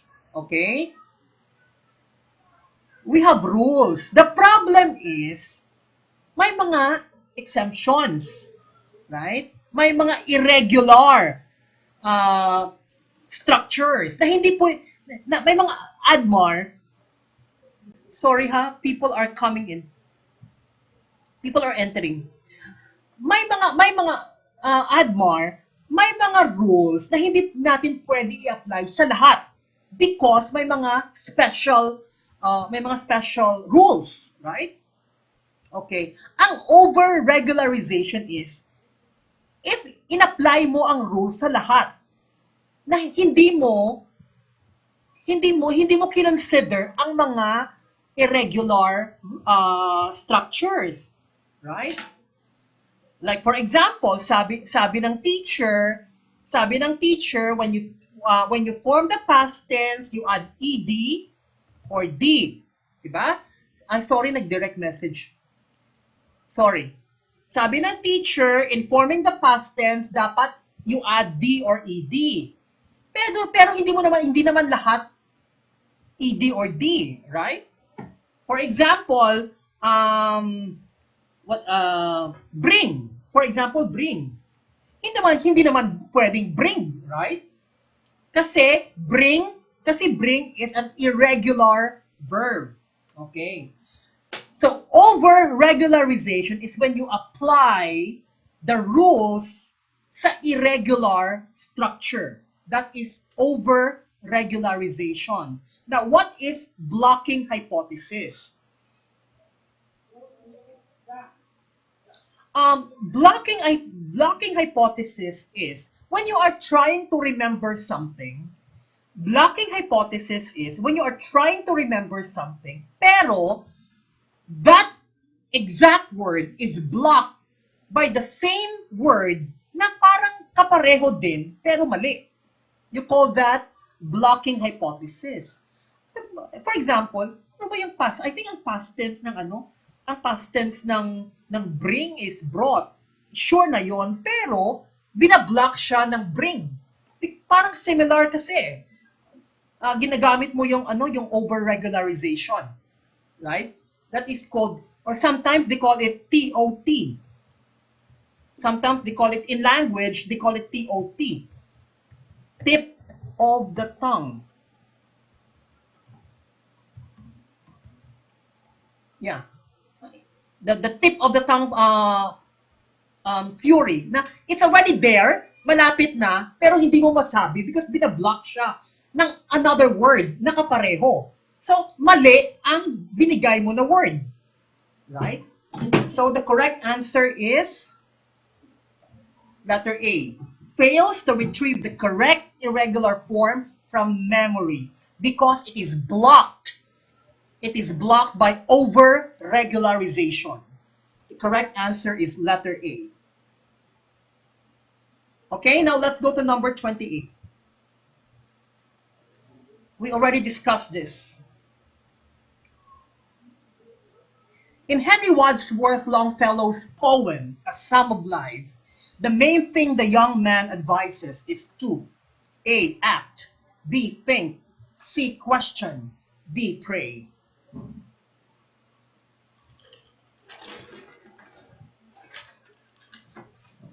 Okay, the correct answer is act. Correct. Act. Letter A, act. Here. Trust no future, however pleasant. Let the dead past bury its dead. Act. Act in the living present. Heart within and God overhead. So the correct answer is act. Question number 29. In the nature-nurture debate, as it applies to language acquisition, Chomsky emphasizes A. The harmony and mutual dependence of nature and nurture. B. The fundamental antagonism of nature and nurture. C. The importance of nature over nurture. D. The importance of nurture over nature. Oh. Ang nature is already there, right? It's in it. It's the when you say nurture, rather, it's already there. It's in it. Nature is the environment. Nurture is your genes, right? Nature is your environment. So, Chomsky, para sa kanya, ano ang mas superior? Nurture or nature? Di ba? Sabi ko, Chomsky, nativism. Nativism is already there, embedded sa loob. Chomsky also has language acquisition device that everyone has the ability, the innate ability to learn a language. So para kay Chomsky, it's nurture over nature. No. Wait. It's nature over nurture. Wait. Yeah. Nature is embedded. It's inside the person. Nurture is the environment. So for Chomsky, being the main exponent of nativism, prefers nature over nurture. Letter C. Question number 30.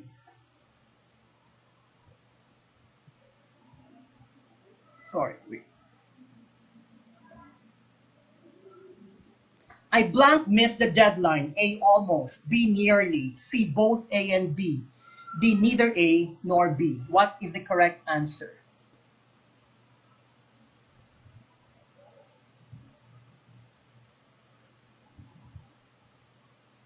This is confusing.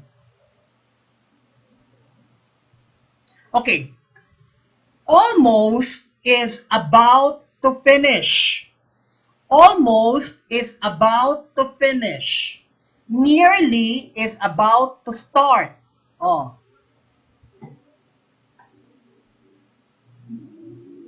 what is the correct answer? Almost is about to finish. Nearly is about to start. Now, almost means na-miss mo na ang deadline. Naka-start ka na and about to finish, that's almost.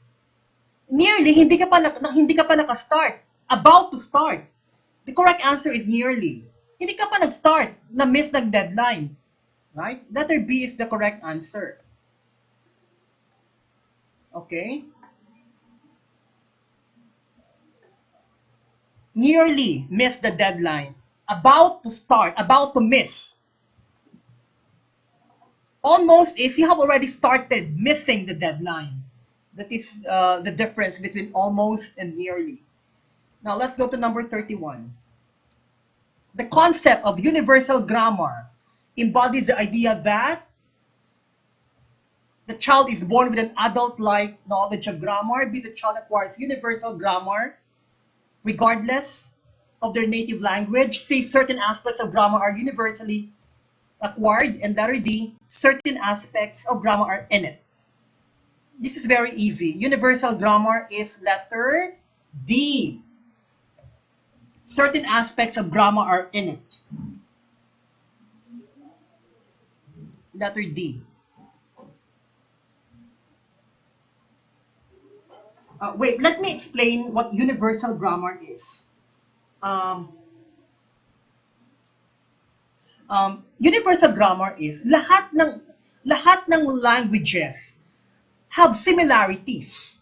So, madali lang mag-learn ng language because of these similarities. That is universal grammar. And kahit hindi ituro ang language, ang lahat ng tao ay may kakayanan to learn a language. Still, the idea of Chomsky. 32. Which of the following which of the following African proverbs advises people to be cautious? A. Time destroys all things. This is Let 2010. Time destroys all things. B. Restless feet may walk into a snake pit. C. Rain does not fall on one roof alone. D. The fool is thirsty in the midst of water.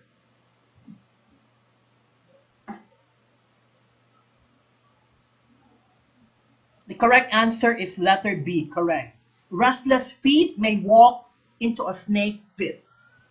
If you are busy doing something without a purpose, no, restless feet without a purpose, it is easy for you to get into trouble. So letter B is the correct answer.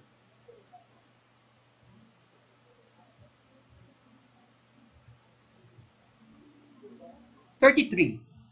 Young children could not be taught language directly because A. They lack the necessary metalinguistic skills. B. Parents lack the necessary metalinguistic skills. C. Most parents have not been trained in language teaching. C. CDS has no effect on metalinguistic skills.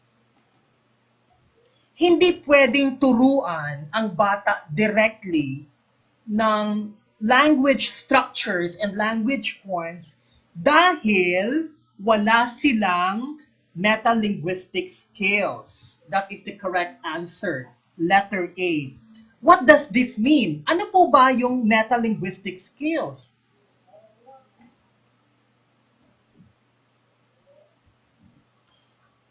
Ang metalinguistic skills ay wala sa mga bata. Kids do not have metalinguistic skills. Ano po ba yon?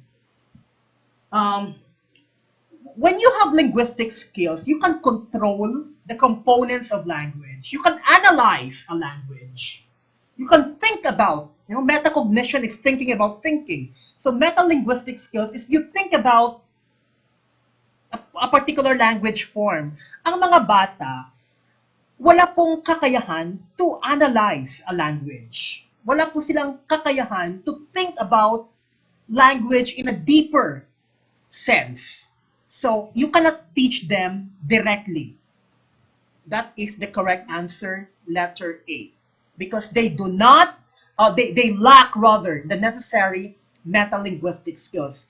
Kids cannot process language. Kids cannot control language. Kids cannot reflect as far as language is concerned.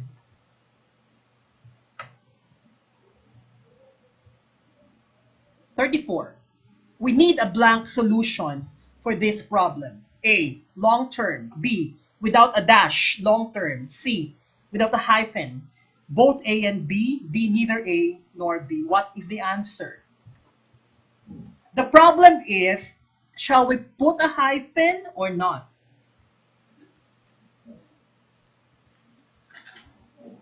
Ivy May, A, long term with a hyphen. Okay, okay, this is it. Okay, Julian, pag ang pag ang structure is adjective, it is hyphenated. Okay? Pag after na siya sa noun, hindi na po hyphenated. That is the general rule. Okay? So kung adjective siya before siya sa noun, it's hyphenated. In this case, your noun here is solution. It is put before the noun. So therefore, it is hyphenated. Okay? Pero, if you put that after the noun solution, then you don't put a hyphen anymore. It's not hyphenated anymore if it is put after a noun solution. Okay?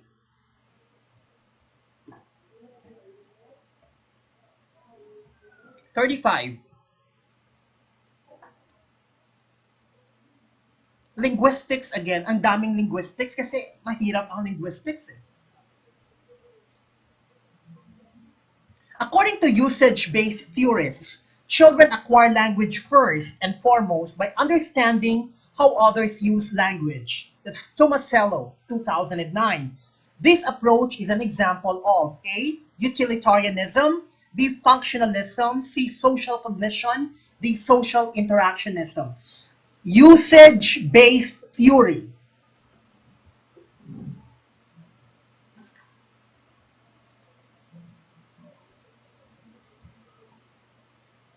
When you say usage-based theory, how others use language, right? Use. Use is function, correct? America, use is function. So, functionalism. Letter B. Because of uses. Jesse, you are correct. Yes. Functionalism because of uses, correct. Sometimes you just have to, if you do not know if the concept is not familiar, sometimes you just have to analyze. The answer is just there. Function because of uses. That is correct. That is correct analysis. 36. Harriet Beecher Stowe wrote Uncle Tom's Cabin to illustrate the evils of A, alcohol, B, slavery, C, premarital sex, D, foreign intervention. Uncle Tom's Cabin by Harriet Beecher Stowe. It's slavery, correct. Oh, letter E, imperialism. The correct answer is slavery. Yes. Letter B. A major theme in Uncle Tom's Cabin. Friends is not pronounced cabin, it's cabin. A major theme in Uncle Tom's Cabin is the problem, of slavery in the treatment of humans as property.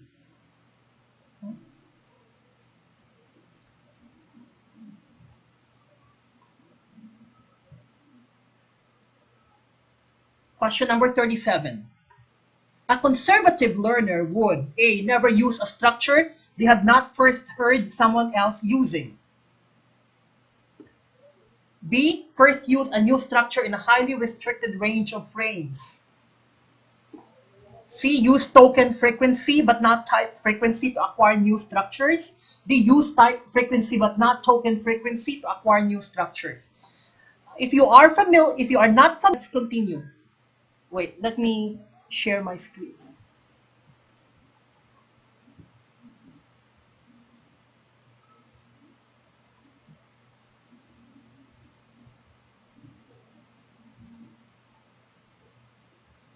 Okay. Okay, conservative students, conservative learners.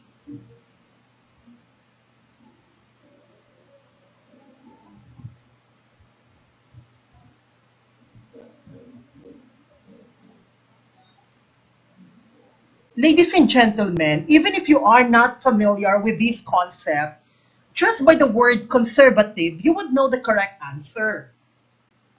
If you are a conservative learner, you do not want to take risks, di ba? Yes, takot gumamit ng hindi nila. Yes, pag hindi mo alam, wag mong gamitin, right? Or else, you will be put into danger, right? Conservative learner. So the correct answer is letter A. Never use a structure they had not first heard someone else using. Okay? They will never use a word pag hindi sila sigurado or they have not heard a close friend, a relative, or a teacher um, using that particular word as well. That is a conservative learner. Question number 38. Tomorrow is Dean Santos's birthday. What will you tell her? A. Advanced happy birthday, Dean Santos. B. Advanced without a D. Happy birthday, Dean Santos. C. Happy birthday in advance, Dean Santos. Or letter E, all of the, letter D, all of these.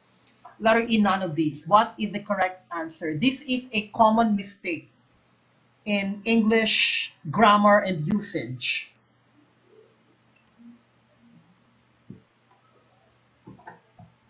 Hindi po pwede ang A. Advanced with a D means modern, right? Like when you say advanced algebra, higher algebra.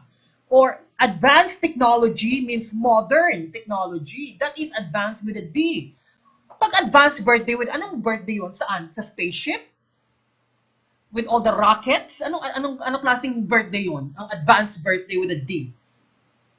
Okay? Ang advanced na without a D is a noun.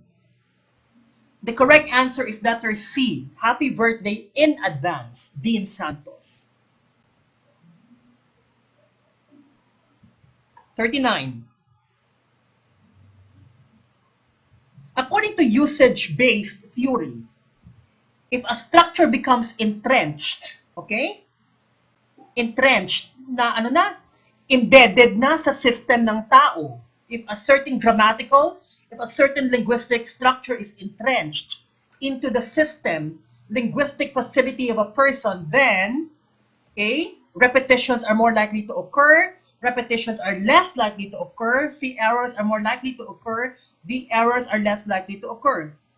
Pag embedded na, pag part na sa system mo, wala nang error. Or pag may error, less error na. So the correct answer is letter D. Correct. Analysis lang yan. Even if you are not familiar with the concept of usage-based theory, usage-based theory means palagi mong the law of use and disuse. When you say law of use and law of disuse, pag palagi mong ginagamit ang isang word, magiging part na ng iyong system and hindi ka na magkakamali doon. The law of disuse naman, pag hindi mo ginagamit, you will forget it. Diba la? Di po ba? Di ba lang hiligay nun? Sorry. Okay, now I'm code switching. My first language is interfering. Usage-based learning. Wait. Wait. Theory is based around the idea that we learn language by using it. If you do not use it, you will forget. 40. 10 questions more. Which of the following best describes the Book of the Dead? This is Egyptian literature. Book of the Dead is part of Egyptian literature. A book recording all of the people who died in ancient Egypt, a religious book describing the origins of the Egyptian gods, a giant book that the pharaoh carried around, a collection of spells to help people in the afterlife, a famous horror story that was enjoyed by all. Okay, Book of the Dead. Correct. Letter D, a collection of spells to help people in the afterlife. Book of the Dead. Spells. This book teaches the Egyptians how to find their way when they are dead, right? In order to be united with the God of the dead in Egyptian mythology. How many spells are there? When you say spells, these are magical words like abracadabra. No? Abracadabra is a spell. How many spells are found in the Book of the Dead? Yes, Jesse, you are correct. Spells are magical words. How many spells are found here? Ilang spells po ba? As I was telling you, an example of a spell is abracadabra or open sesame. 192. Um, but America, most experts say there are 200. 200. Yes, Arcadel, 200. Most experts say there are 200. Some others say 192. Others also say 192, but most experts say 200. It's okay. Malapit, malapit naman, America. Okay?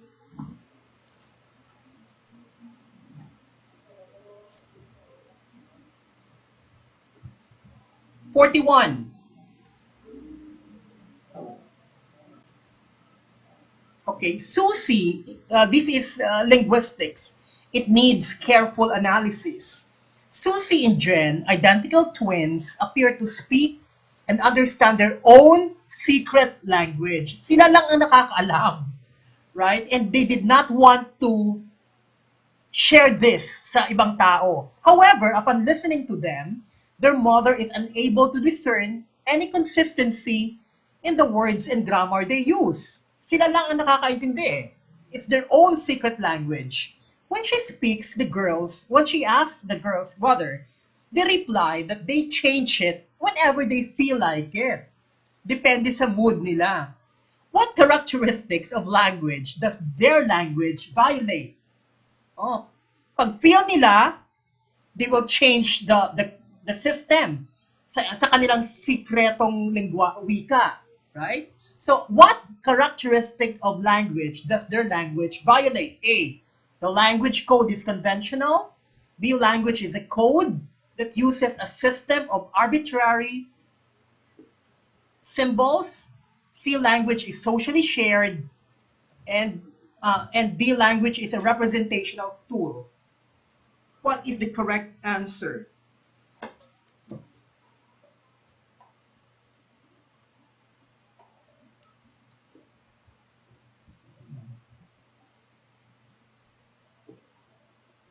Okay, the correct answer is letter B. Language is a code that uses a system of arbitrary symbols.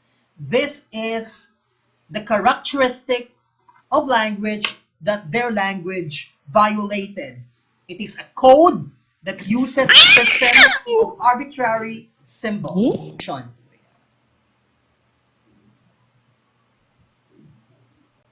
Here. I don't know what happened to my screen. Although the girls, can you hear me? Can you hear me? Yes, sir. Okay, this is the this Yes. is the explanation. I don't know what happened to my screen, but although the girls share their language with one another, use a system of arbitrary symbols, and use it as a representational tool, it is not conventional. It lacks specific, systematic, and rule-governed conventions that remove the randomness from language. This is the explanation. Okay? I don't know. Sorry, um, Jones, I'm 40 years old. I'm very bad at technology. Okay, sorry. I don't know what happened, but anyway. Question number 42. Go to the registrar's office and ask for blank regarding your problem. A. An advice. B. Advices. C. Some advice. D. All of these. E. None of these. What is the correct answer?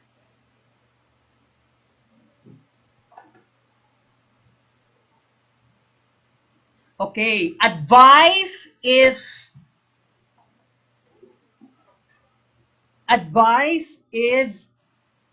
you what kind of noun? I forgot what. Advice is an uncountable noun. It is an uncountable noun. You don't pluralize an uncountable noun, and you don't put a or you don't use a or an before an, un, an uncountable noun. Therefore, the correct answer is letter C, some advice. Unadvised is wrong. Letter A is wrong because the rule says you don't use a or an before you don't put a or an before an uncountable noun. Letter B is also wrong because an uncountable noun is not pluralized. So advices is wrong. So the correct answer is letter C, some advice. 43. Which of the following refers to an individual's ability to rapidly and automatically process the rules of syntax and morphology? A. Language automaticity. B. Language acquisition device. C. Language structure. D. Language innateness.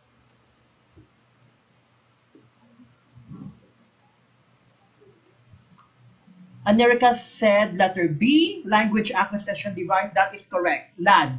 I already discussed this earlier. Language acquisition device. 44. Here. Language acquisition device is a hypothetical tool in the human brain that lets children learn and understand language quickly. I don't know how to erase these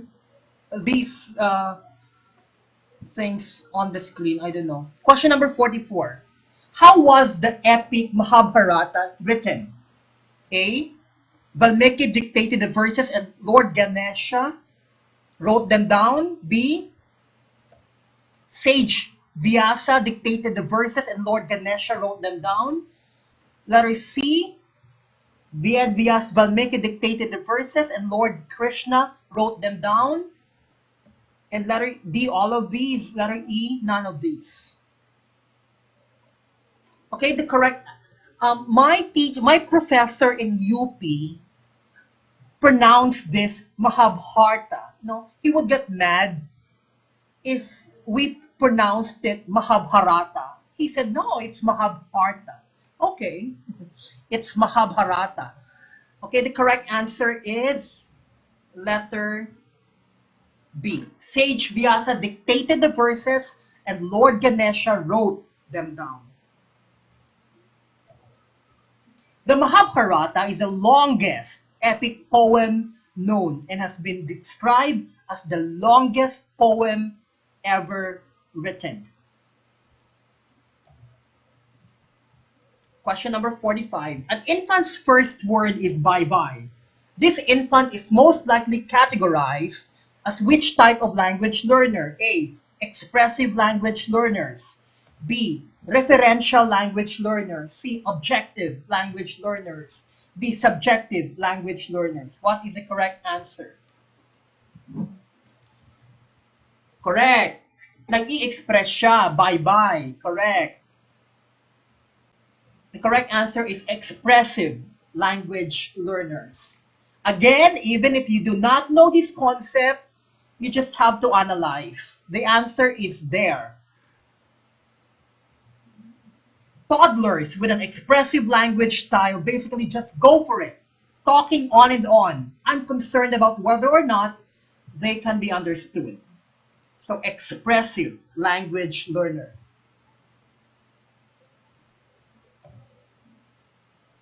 46. The documents that you have passed, i.e., transcript of records and diploma, will be forwarded to your class advisor. I.e. means A, for example, B, in other words, C, such as, D, so that. Okay, I.e. means in other words. Letter B. For example is e.g., exempli gratia. America, yes, Julian, for example is e.g., exempli gratia. But i.e. is id-s. I.e. is id-s means in other words. 47. In other words or that is. Yes, in Latin it's id-s. Another linguistic question. Susie has grown up in a low socioeconomic status environment. Her mother and father both failed to graduate from high school and are limited in their English proficiency. Susie speaks only Spanish at home but speaks English at her preschool. A speech language pathologist is evaluating her with a popular evaluation tool. However, she is concerned about the accuracy of the results because the tool is available only in English. Her concerns address which consideration for evaluation and assessment tools? A, home life. B, climate. C, ecological validity. D, socioeconomic status. What is the answer?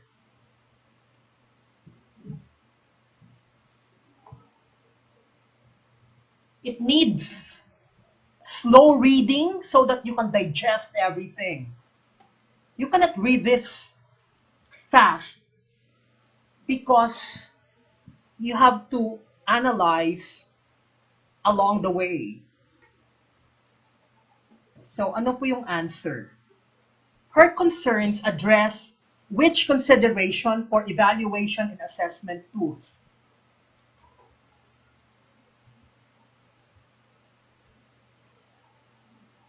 Pero wala pong sa assessment tools, ang socioeconomic status ay hindi isa sa mga consideration. When you give a test or when you interview someone, when you create a questionnaire, one socioeconomic status is not a concern. Hindi po. So the correct answer is letter C, ecological validity. What is yes, America, what is ecological validity? Ecological validity is yung evaluation or yung assessment tool reflects what is in reality. Okay? Kung ano po yung totoong nangyayari, yan po ang assessment tool. Okay? It reflects what is reality, what is real, what is in real life. That is ecological validity. Yeah, real world setting, correct. Ecological validity. So dapat, ang assessment tool mo reflects the real world setting. No? Ecological validity.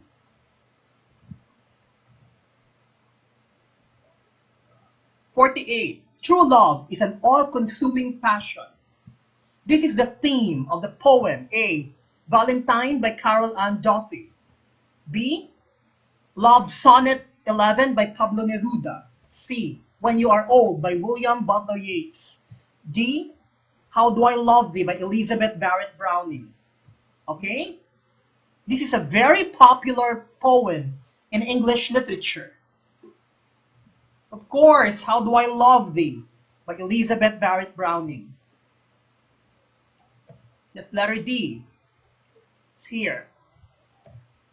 How do I love thee? Let me count the ways. I love thee to the depth and breadth and height. my soul can reach when feeling out of sight. No, how do I? All-consuming love by Elizabeth Barrett Browning. The quality of true love. No, how do I love thee? Let me count the ways. Okay, next. Question number 49. I'm so hungry, I could eat a horse. Is an example of which type of figurative language? A. Fictionalized stories. B. Accounts.